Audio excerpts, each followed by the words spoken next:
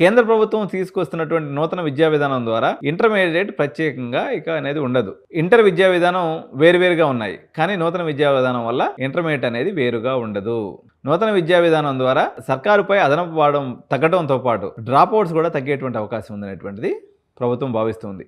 వచ్చే ఏడాది నుంచి ఈ విద్యా విధానాన్ని అమలు చేస్తున్నట్లు వాళ్ళు చెప్తున్నారు. కానీ నారాయణ, శ్రీ చైతన్య కార్పొరేట్స్, అదేవిధంగా ఎస్ఆర్, ఏదైతే ఈ అనేక రకాలైనటువంటి కార్పొరేట్ వ్యవస్థలు ఉన్నాయో, రేవంత్ అన్న దూకుడికి కళ్ళెం వేసి మళ్ళీ పాత విధానాన్ని తీసుకొచ్చేదానికి వీళ్ళు.